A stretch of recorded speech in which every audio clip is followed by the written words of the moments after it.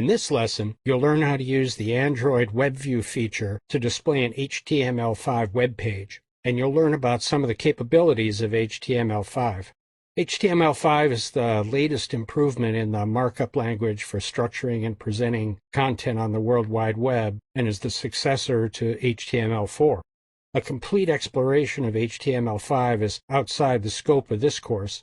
For a more complete understanding of HTML5, Infinite Skills offers a number of HTML5 courses. On the Infinite Skills website, shown here, we'll search on HTML5. And we see a number of options. For some HTML5 features, JavaScript is required. Infinite Skills also offers a JavaScript course, so if we search on JavaScript, we see it come up. In this lesson, we're going to focus on some code examples and look at using HTML5 from an Android app. We'll use the WebView HTML5 app included in the Working Files Eclipse workspace. First, let's fire it up in the emulator. We'll highlight the package name and click the Debug button. Select Android Application. We see an instruction to click the link, so we'll click. And we get a graphic of an orbiting planet around the sun. This is created using the Canvas feature of HTML5. The Canvas feature allows you to create a bitmap graphic using JavaScript code embedded in your web page HTML. So the animation you see here is not generated using the Android animation capabilities we studied in our lesson on animation.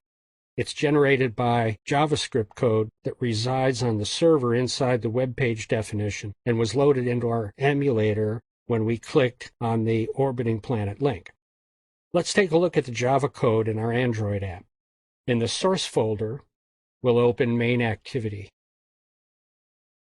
Now, this is basically the same code we used in our lesson on WebView using the WebView app, so please review that lesson if you need to. Now let's take a look at the one statement that's different from that sample app. Line 35 loads the web page of the orbiting planet instead of line 34 that loaded the Don Cowan website that we looked at in the previous lesson. The reason I stored the HTML5 samples on the marketimpacts.com website is so that I can show them without the surrounding HTML code that formats the pages, as you saw in the WebView lesson. It's a difference in the hosting servers. Now let's take a look at the JavaScript and HTML code that generated the animation. There's a link to this demo and code on my website, donkcowan.com, and the home page is shown here. To get to the code, under Publications, click on HTML5 Canvas for Dummies. And when I wrote this book, I included links to all the sample code on this web page. And there are some 40 examples, and you can explore these samples to see more of what's possible with HTML5 Canvas. For example, if we click on the fireworks display, this app shows how you can use a variety of JavaScript techniques to produce some interesting results. For example, it uses a large number of variables set with random values within specified ranges to increase the variety and realism of the fireworks display. It also simulates real-world forces like acceleration, friction, momentum, and gravity in the behavior of the fireworks particles. The sample we're using in the WebView demo is 603, creating oscillating elliptical motion. And to access the code, you can click here to download it. See, it's downloading. Or you can click here to view it directly on a web page, and let's do that. And let's look at the display alongside of our emulator. And notice a couple of things. First, the orbiting planet in the emulator is moving more slowly than the planet on the desktop PC version over here.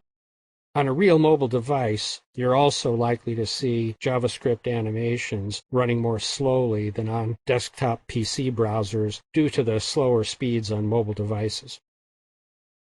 Second, you may have noticed that the emulator version is not moving as smoothly. You see it just paused. Now it started up again. It's not moving as smoothly as the desktop version.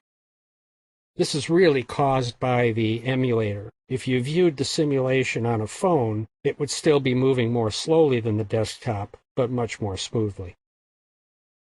Now let's look at HTML5 code to display a canvas. In the working files, there's a file named canvasdisplay.htm. It displays a web page with a canvas area, shown here, which contains the name of the web page, canvasdisplay.htm.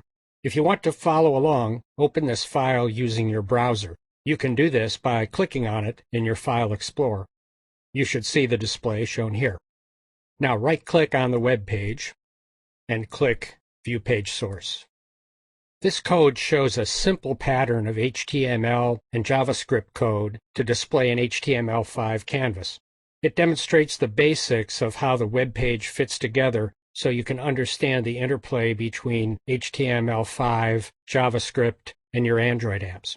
Note that the code for this HTML5 app will run on any fixed or mobile device that supports HTML5.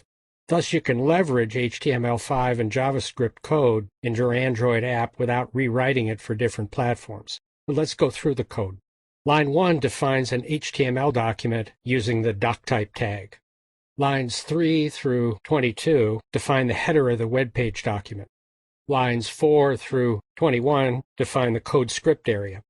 Lines 7 through 20 contain the JavaScript code. And note that the JavaScript code is contained inside the web page header and within the script tags. Line 7 defines the function that's invoked when the web page is loaded by the browser. Lines 8 through 20 are the body of that function and include our JavaScript code. Line 10 defines a canvas variable that links to the HTML canvas definition below using the ID canvas area. Line 11 defines a context for the canvas, and the context is used in subsequent code, such as lines 17 through 19, to apply attributes to the canvas and to draw on it. Lines 14 through 18 define variables and attributes for the canvas display. Line 19 does the actual drawing on the canvas using the fill text function. This is just one of many types of functions that can be used to draw on the canvas. Lines 23 through 34 define the body of the HTML page display. Lines 25 and 26 define a division of the web page that encloses the canvas. Lines 28 through 32 define the canvas area within the browser window using RID canvas area.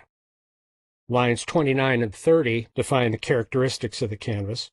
Line 31 defines text that's displayed if the user's browser doesn't support HTML5. That completes our lesson on HTML5, a powerful resource for your Android development toolkit.